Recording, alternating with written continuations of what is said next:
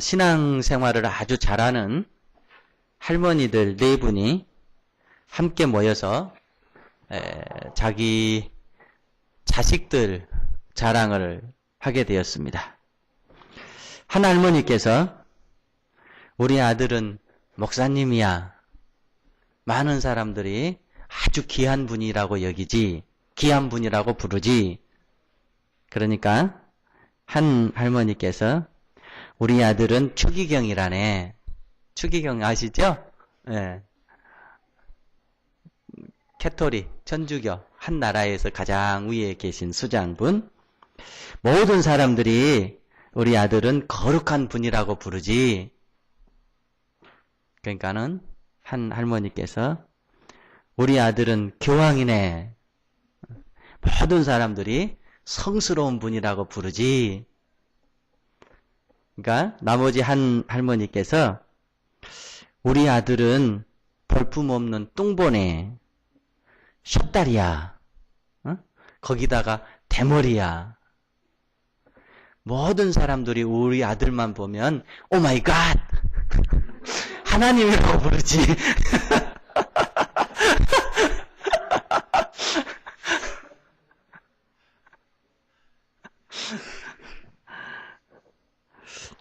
예수님께서 말씀하셨습니다. 좁은 문으로 들어가라.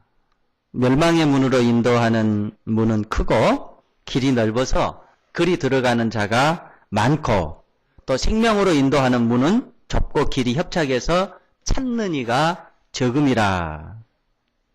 바꿔 얘기하면 예수님께서 말씀을 하시기를 모든 인생이 다른 직업, 다른 가치관, 또 다른 생을 살아나가지만 딱 보면 가는 길이 2종류라는 거예요. 여러분 각자 다 삶이 틀려요. 저도 틀리고. 그러지만 결국은 하나님 눈에 보시기에는 인생길이 2길이라는 거예요.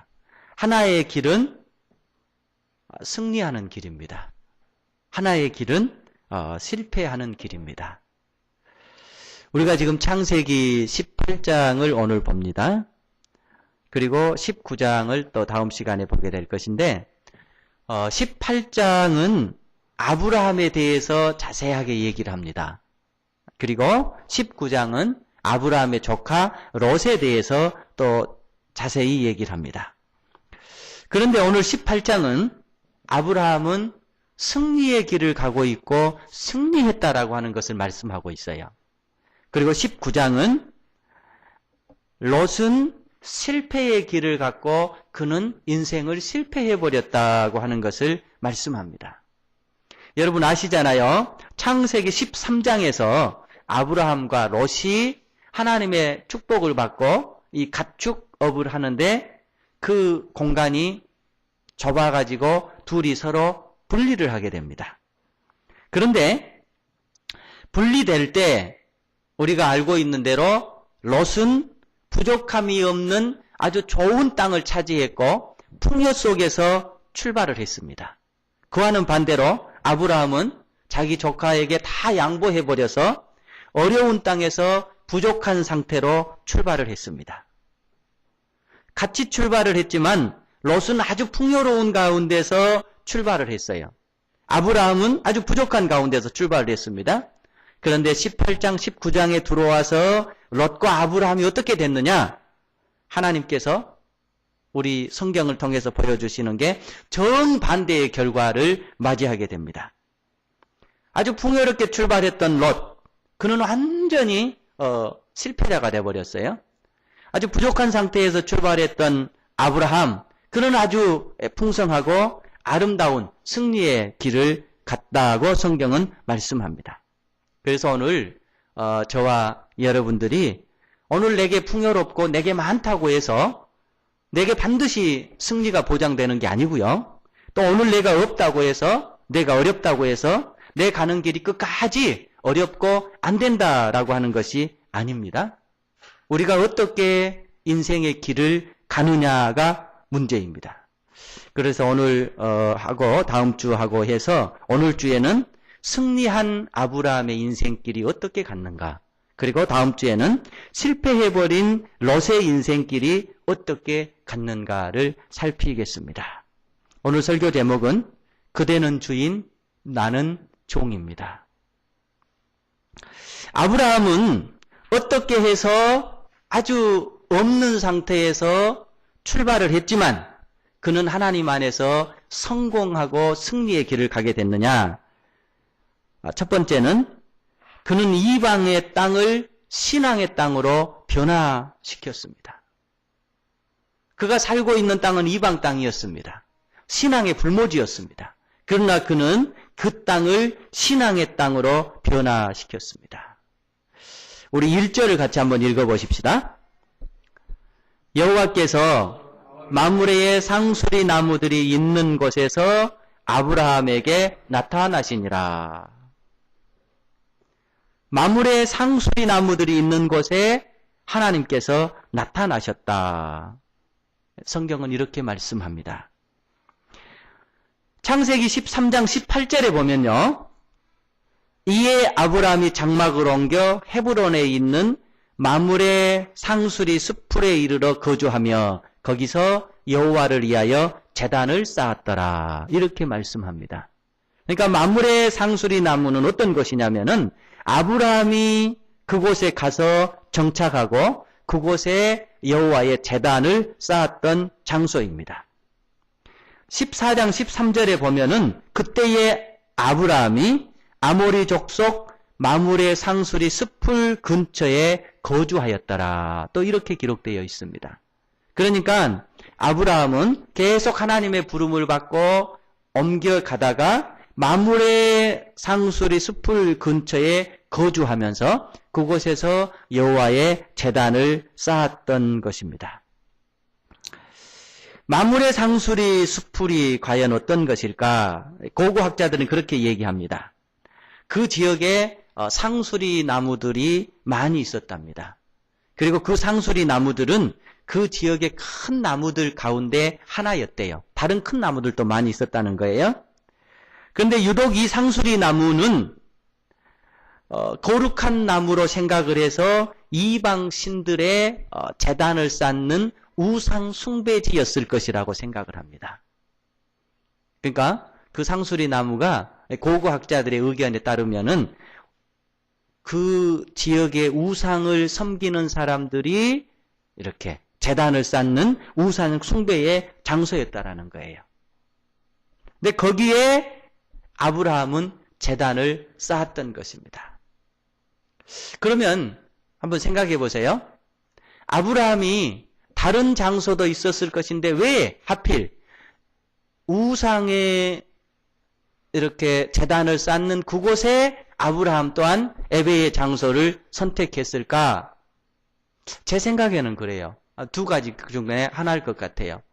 그저 그들이 이렇게 신앙의 삶을 그곳에서 하니까 자기도 그곳에서 여호와를 섬겨야 되겠다 이러면서 그냥 따라 했을 수도 있고요. 조금 더 나아가서 저 이방인들에게 야훼 하나님을 보여주기 위해서 내가 이곳에 제단을 쌓아야 되겠다 이렇게 생각했을 수도 있을 겁니다. 그러나 평소에 아브라함의 신앙으로 봐서 의도적으로 아브라함은 이방 신상의 중심지에 여호와의 제단을 쌓고 그곳에서 여호와의 하나님을 그들에게 보여주려고 하는 신앙적 의도를 담고 있지 않았나 이런 생각이 들어집니다. 예루살렘으로부터 남쪽 한 30km 떨어진 지역입니다. 그런데 지금은 그 마므레 상수리 숲풀 그 근처가 이스라엘 신앙 발상지가 되어 있습니다. 거룩한 장소입니다. 성지입니다. 이스라엘의 모든 사람들은 다 이 지역을 믿음의 조상 아브라함의 신앙 발상지고 자신들의 신앙 발상지로 아주 거룩한 성지로 여기고 있습니다. 사실 이스라엘에는 성지가 참 많습니다. 이를테면 야곱이 이렇게 돌베개 베고 잤던 베델, 또 모세가 하나님을 만났던 불타는 떨기나무, 또 엘리야의 갈멜산 언덕, 신약으로 오면은 예수님의 갈보리 언덕. 아무튼 신앙의 성지들이 참 많습니다. 그런데 그 성지들을 가만히 살펴보면 모두가 다 사실은 평범한 장소들이었습니다. 다 똑같은 장소들이었어요. 그런데 그것이 거룩한 장소로 바뀌었고 후대에는 성지로 불리게 되었습니다. 이 모든 성지들의 공통점은 뭐냐면 하나님께서 나타나셨다고 하는 겁니다. 그런데 사실 이것만 가지고 거룩한 장소, 거룩한 성지가 될 수 있는 건가? 여러분 생각해 보세요. 사실은 하나님은 어디든지 계셔요. 그러니까 하나님은 어디든지 나타나시는 거예요. 그래서 하나님이 나타나셨다고 해서 성지가 되는 것이 아닌 거예요. 근데 왜 이것을 성지라고 부르느냐? 그것은 그 사람들의 신앙 자세 때문이었어요. 그러니까 하나님은 어디든지 나타나실 수 있고 어디든지 성지가 되는 거예요. 나타나신 것이 성지라고 한다면은. 그런데 이스라엘 성지는 따로 있단 말이에요. 그럼 뭐가 성지를 결정하느냐? 하나님이 나타나신 것이 성지가 아니라 사실은 그 하나님을 믿는 그 사람이 그곳에서 어떤 삶을 살았느냐? 이것이 성지를 결정하는 거예요. 여러분, 교회는 다 거룩합니다. 왜 거룩합니까? 하나님이 계신 곳이기 때문에 거룩합니다. 그러나 현실적으로 어떤 교회는 거룩한 교회로 사회의 추앙을 받는가 하면 어떤 교회는 사회의 지탄을 받는 교회가 돼 있습니다. 왜 그렇죠? 다 하나님이 계신 곳인데 그것은 교회가 어떠한 삶을 사느냐가 그것을 성스러운 교회로 만들기도 하고 그것을 성스럽지 못한 추한 교회로 만들기도 하고 그런단 말이에요. 하나님은 다 계시지만 곧 이 말은 무슨 말이냐 하면은 우리가 생활하는 모든 것은 하나님이 다 우리와 함께 계시기 때문에 거룩한 성지입니다. 그럼에도 불구하고 우리가 살고 있는 모든 이 여정들, 모든 삶의 장소들이 성지가 될 수 있는 것은 하나님이 계시기 때문에 성지가 되는 것이 아니라 저와 여러분들이 어떻게 생활하고 저와 여러분들이 어떻게 삶을 사느냐에 따라서 주위 사람들이 그것을 성지라고 부르기도 하고 성지가 아니라고 부르기도 하고 후대 사람들이 그것을 성지라고 부르기도 하고 그것이 성지가 아니라고 부르기도 한다라는 거예요. 결국은 우리의 신앙 자세가 어떻게 되느냐에 따라서 우리의 가정이 성지가 될 수 있습니다. 그런가 하면 성지가 안 될 수도 있어요. 여러분이 일하는 곳이 여러분과 제가 어떻게 하느냐에 따라서 성지가 되기도 하고 또는 무의미한 장소가 되기도 합니다. 아브라함, 이방 땅, 우상들의 본거지, 그곳에 하나님을 믿고 그의 삶이 너무 아름다운 삶이어서 그의 삶이 너무 하나님 보시기에 귀한 삶이어서 후대에 그들의 후손들은 그곳을 성지라고 부르고 있습니다. 바라기는 여러분의 가정이 또 저의 가정이 여러분의 삶의 그 현장이 여러분의 직장이 여러분의 삶의 그 모든 처소들이 다른 사람들이 성지야. 성자가 저기서 살고 있어. 거룩한 곳이야. 아름다운 곳이야. 이렇게 칭찬할 수 있는 그런 삶이 여러분 속에 있기를 축원합니다. 다음 두 번째는 아브라함의 그 신앙 자세는 섬기는 삶이었습니다. 언젠가 그 걸어서 세계 속으로인가 하는 그 프로를 제가 TV 프로를 봤는데 그 중동 지역이 그러더라고요. 우리 그 여행가가 이렇게 PD와 함께 차를 가지고 이렇게 지나가는데 점심때가 됐어요. 그런데 이제 군데군데 처소가 있습니다. 그런데 모든 처소마다 점심을 대접하는 거예요. 그러니까 이분은 점심때 A라고 하는 처소에서 점심을 대접을 받았어요. 조금 가다가 B라고 하는 처소에서 또 점심 대접을 받아요. 또 조금 가다가 또 점심 대접을 받아요. 그러니까 점심 대접을 계속 받는 거예요. 점심시간쯤 돼가지고. 그래서 그분이 묻더라고요. 나 저쪽에서 밥 먹고 왔다고. 그러니까 여기서 밥을 먹어야 간다라는 거예요. 이렇게 밥을 먹고 가는 거예요. 또 다음 초소를 지나가는데 또 대접을 하는 거예요. 나 저기서 2번 먹고 왔다고. 그래도 먹어야 된다라는 거예요. 그래서 마지막에는 그분이 묻더라고요. 왜 그렇게 밥을 먹었는데 또 먹으라고 그러냐? 나그네를 대접하는 게 자기들의 문화고 자기들이 신을 통해서 받을 수 있는 축복이라고 하는 거예요. 그런데 그 신이 알라 신이었어요. 예. 사실 그 지역이 그렇습니다. 나그네를 대접하는 것이 당시 사회적 관습이었습니다.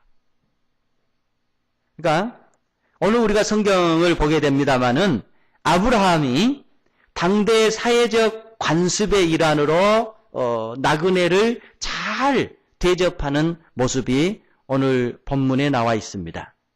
그러나 아브라함은 당시의 사회적 관습을 뛰어넘어서 정말로 그는 신앙의 삶을 실천하고 있는 모습을 우리에게 보여주고 있습니다.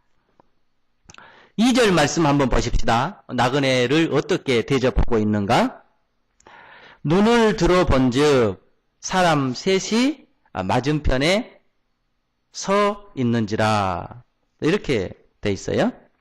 눈을 들어본즉 사람 셋이 맞은편에 서 있는지라. 그러니까 아브라함이 지나가는 나그네를 보았습니다. 제가 질문 하나 할게요. 왜 아브라함이 이 나그네를 보았을까요? 왜 나그네가 보였을까요? 오늘 성경이 말하고 있습니다. 왜 그렇습니까?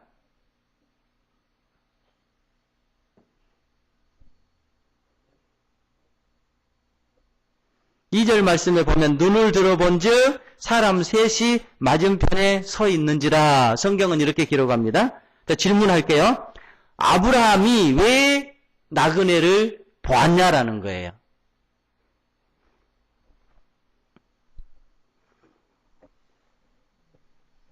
어렵게 생각하지 마십시오.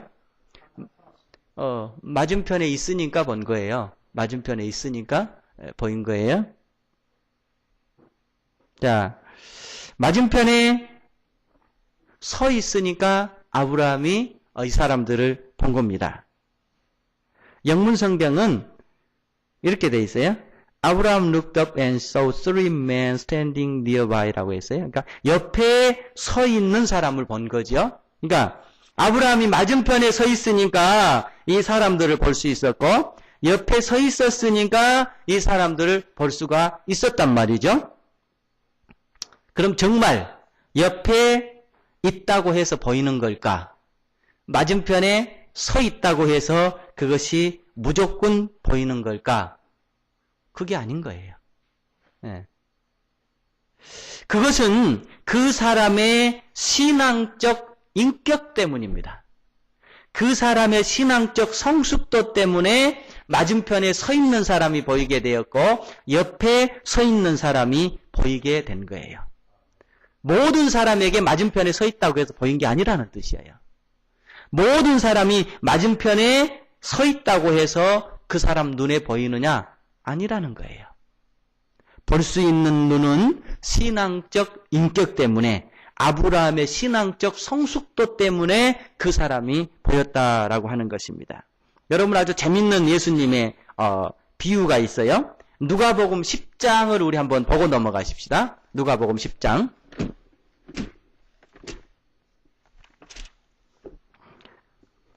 (31절입니다) 누가복음 10장 31절. 자, 30절 제가 읽을게요. 예수께서 대답하여 이르시되 어떤 사람이 예루살렘에서 여리고로 내려가다가 강도를 만나매 강도들이 그 옷을 벗기고 때려 거의 죽은 것을 버리고 갔더라. 자, 31절 우리 같이 읽으십시다. 마침 한 제사장이 그 길을 내려가다가 그를 보고 피하여 지나가고. 자, 이게 제사장이 나오죠? 이 사람이 강도 만난 사람을 봤습니까? 못 봤습니까? 봤어요? 못 봤어요? 봤어요. 그런데 그의 눈에 이 사람이 보였어요? 안 보였어요? 피해가 버린 거예요. 피해가 버려요. 그러니까 이 말은 뭐냐면 봤는데 못 본 척하고 가버리는 거예요. 그러니까 결국은 봤음에도 불구하고 못 본 거예요. 그 다음 32절 우리 한번 읽어보십시다.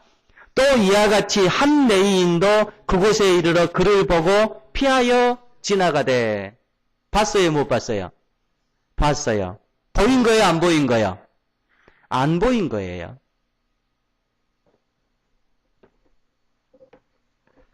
그러니까 지금 아브라함이 맞은편에 서 있는 세 사람을 봤다라고 하는 것이 맞은편에 서 있으니까 물리적으로 보이는 게 아니고 옆에 서 있었기 때문에 물리적으로 보이는 게 아니라 아브라함의 신앙의 인격을 지금 하나님은 우리에게 보여주고 있는 거예요. 옆에 서 있다고 해서 다 보이는 게 아니라는 거예요. 분명히 누가복음에 보면 예수님께서 말씀합니다. 한 제사장이 강도 만난 자를 봤습니다. 그러나 그는 보고도 피해가 버린 거예요. 안 보인 거예요. 못 본 척 해버리는 거예요. 한 레위인도 강도 만난 자를 봤습니다. 그러나 이 사람 눈에도 봤지만 보이지가 않는 거예요. 피해서 지나가 버리는 거예요.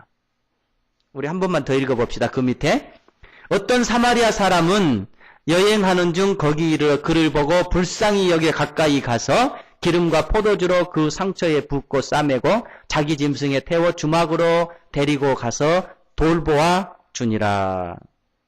자, 이 사람은 반대로 안 보이는 거예요. 그런데 본 거예요. 그뿐만이 아니라 35절에 보면은 이튿날 그가 주막 주인에게 데나리온 2를 내어주며 이르되 이 사람을 돌보아 주라. 비용이 더 들면 내가 돌아올 때에 갚으리라. 이렇게 말씀합니다. 자, 그러니까 지금 예수님께서 하시는 말씀이 제사장도 봤지만 못 보고 지나가 버린다라는 거예요. 안 보인다라는 거예요. 레위인도 봤지만 못 보고 지나간다라는 거예요. 안 보인다라는 거예요. 반대로 어떤 사마리아인은 그가 안 보이지만 가까이 가서 그를 보게 되었고 그를 돌보아 줄 뿐만이 아니라 그에게 넘치게 섬김의 모습을 보였다고 하는 것입니다. 그러니까 아브라함의 장막 맞은편에 있든지 옆에 있든지 아브라함이 그냥 앞에 서 있었기 때문에 보인 것이 아니라 아브라함은 그를 볼 수 있는 신앙적인 눈이 있었고 그를 볼 수 있는 신앙적인 인격이 있었다고 하는 것을 하나님은 우리에게 말씀하고 있습니다. 여러분 주위에 여러분이 섬길 수 있는 그런 신앙의 대상들이 보여질 수 있기를 축원합니다. 물리적으로 보는 게 아니에요. 신앙적 성숙도가 여러분들에게 보이게 만들고 신앙적 성숙도가 없다라고 한다면은 이거는 보여지지가 않는 것입니다. 아브라함은 그 나그네를 보았을 뿐만이 아니라 마땅히 그가 해야 될 일 이상을 하고 있습니다. 그러니까 마지못해서 섬김이 아니라 그는 자발적으로 우러나오는 섬김을 지금 보여주고 있는 것입니다. 2절 하반절에 보면 그가 그들을 보자 곧 장막문에서 달려나가 영접하며 몸을 땅에 굽혀 이르되 내 주여 내가 주께 은혜를 입었사오면 원컨대 종을 떠나 지나가지 마옵시고 이렇게 말씀합니다. 지금 이들이 손님이에요. 지금 아브라함이 요 세 분 가운데 한 분이 하나님이라는 사실을 모르고 있어요. 그저 지나가는 나그네인 거예요. 그런데 그 나그네를 보면서 뭐라고 얘기하냐면 영접하며 몸을 땅에 굽혀. 이게 몸을 땅에 굽힌 건 이건 종의 자세예요. 종들이 주인을 맞을 때 하는 자세입니다. 그런 자세를 보여요. 그 다음에 내 주여 내가 주께 은혜를 입었사오면 종을 떠나가지 마옵소서. 지나가는 사람들을 뭐라고 부르냐면은 아브라함이 주여라고 부릅니다. 이것도 그 종이 주인에게 부르는 칭호예요. 지나가는 사람들에게 주님이라고 부르고 자신은 뭐라고 얘기를 하는 거예요? 종이라고 얘기합니다.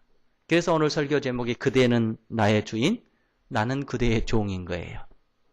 이게 아브라함의 신앙적 성숙도입니다. 여러분이 누구를 만나든 누구하고 살든 이런 자세로만 살 수 있다면 우리의 삶의 장소는 다 성지가 될 것입니다.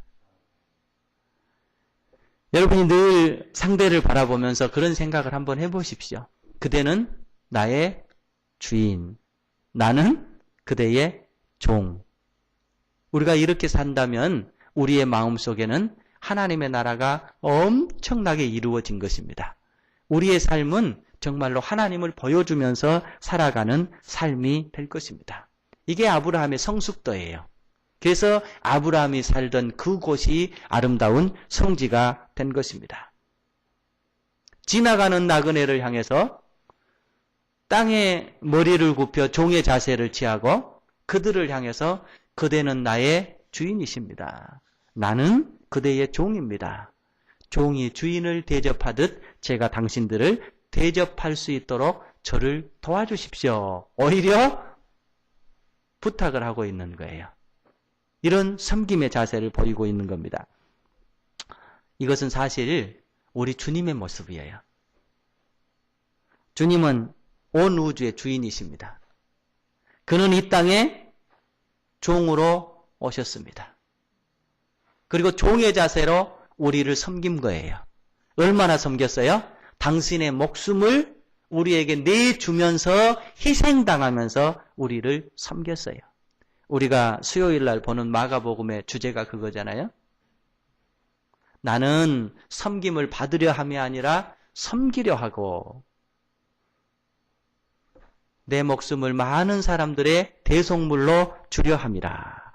이것이 사실은 예수 믿는 사람들의 본질이어야 될 줄로 믿습니다. 여러분의 삶이 어떠하든지 여러분의 삶의 환경 속에서 만나는 상대가 누구든지 그를 주인처럼 대접해 보십시오. 그리고 여러분들은 낮아져서 종이 돼 보십시오. 왜요? 주님이 그렇게 사셨거든요. 주님이 그렇게 해서 우리의 생명을 구원시켜 주셨거든요. 그래서 늘 우리의 마음속에 그대는 나의 주인이에요. 나는 그대의 종입니다. 이런 삶이 여러분의 삶이 될 수 있기를 축원합니다. 이제 섬기는 아브라함의 이 방법들 가운데 사실은 몇 가지를 더 주목해야 될 부분들이 있습니다. 우리 6절을 한번 읽어보십시다. 아브라함이 급히 장막으로 가서 사라에게 이르되 석히 고운 가루 세 스아를 가져다가 반죽하여 떡을 만들라. 여기에 보면은 고운 가루라는 말이 나오죠. 이것은 고급 음식을 만드는 재료인 겁니다. 평상시에 가족들은 무슨 가루를 사용해서 음식을 만들어 먹었을까요? 고운 가루와 반대되는 거친 가루였겠죠. 고운 가루는 따로 놔둔 거예요. 뭐 하기 위해서 놔두겠어요? 귀하게 쓰기 위해서. 다른 사람을 대접하기 위해서. 손님을 대접하기 위해서. 반죽하여 떡을 만들라. 이 말은 뭔 말이냐면 새롭게 빵을 만든다는 얘기입니다. 평소에 집에 만들어 놓은 빵이 아니라 새롭게 즉시 만들어서 정성을 담아서 대접한다라고 하는 것입니다. 7절에 보면 또 아브라함이 또 가축대 있는 곳으로 달려가서 기름지고 좋은 송아지를 잡아서 양 잡아도 돼요. 그런데 기름지고 좋은 송아지를 잡아서 하인들에게 주니 이렇게 돼 있는 거예요. 최고의 것으로 주님을 섬겼다고 하는 것입니다. 손님을 섬겼다라고 하는 것입니다. 그 다음에 8절에 보면은요. 아브라함이 엉킨 젖과 우유와 하인이 요리한 송아지를 가져다가 그들 앞에 차려놓고 나무 아래에 모셔 섬에 그들이 먹으니라. 예. 나무 아래 모셔 섬에 이 말 여러분 영문 성경 있는 분 보세요. 뭐라고 되어 있냐면은 while they ate, he stood near them on the tree 이렇게 되어 있어요. 그러니까 그들이 이렇게 음식을 먹는 동안에 그들은 그들 옆에 서 있었던 거예요. 이게 뭐예요? 웨이터예요, 웨이터. 예. 먹는 동안에 뭐가 부족한 것이 없는지, 뭐가 불편한 것이 없는지, 더 봉사해야 될 것이 없는지 옆에 마치 에이터처럼 서가지고 시중하는 모습입니다. 시원한 나무 아래 음식을 차려놓고 그는 그 옆에 서서 그들이 불편함이 없이 맛있게 드실 수 있도록 서서 계속 기다리고 있는 것입니다. 이게 아브라함의 모습입니다. 여러분, 아브라함이 어쩌다 지나가는 나그네 한번 잘 대접했다 이렇게 생각하지 마세요. 이것은 아브라함의 평소의 신앙에서 나오는 그의 삶의 모습입니다. 사실 우리가 이렇게만 살 수 있다면 얼마나 하나님께서 우리를 칭찬하실지 모르겠습니다. 얼마나 하나님께서 우리를 좋아하실지 모르겠습니다. 좋은 회사들은요, 고객 서비스 목표가 있습니다. 여러분 많이 들어보셨을 거예요. 고객 만족입니다. 좋은 회사들의 그 고객을 향한 그 서비스 목표가 뭐냐면은 고객을 만족시킨다예요. 근데 지금은 고객 만족만 가지고는 안 된답니다. 뭔 줄 아세요? 고객 감동입니다. 좋은 회사들이 우리 회사를 이용하는 사람들에게 해주고자 하는 서비스 목표가 만족이에요. 고객이 만족할 때까지예요. 그런데 이제 그것 가지고는 안 된다라는 거예요. 고객이 만족을 뛰어넘어서 고객이 감동하게 만든다라는 거예요. 사실은 예수 그리스도께서 하나님께서 저와 여러분을 만족하게 하셨습니다. 아니 만족을 뛰어넘어서 사실은 감동케 하셨습니다. 하나님의 은혜 때문에 우리가 하나님의 은혜를 바로 깨달으면 우리는 하나님 앞에 감동할 수밖에 없는 것입니다. 사실 아브라함이 그렇게 했습니다.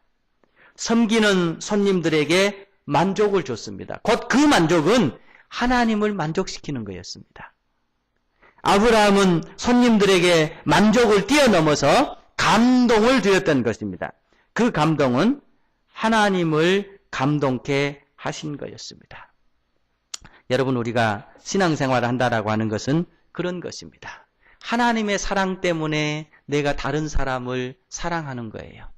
하나님의 주시는 은혜 때문에 내가 다른 사람에게 은혜를 주지 않으면은 아주 이렇게 내 몸이 안 달라는 그런 삶이 하나님 앞에 신앙적인 삶인 것입니다.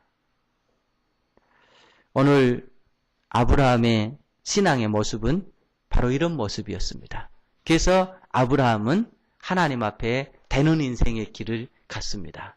바라기는 저와 여러분이 이런 인생의 길을 늘 살아갈 수 있기를 축원합니다. 그래서 하나님 안에서 이런 승리의 길을 가는 성도들이 다 되시기를 바랍니다. 기도드리십시다.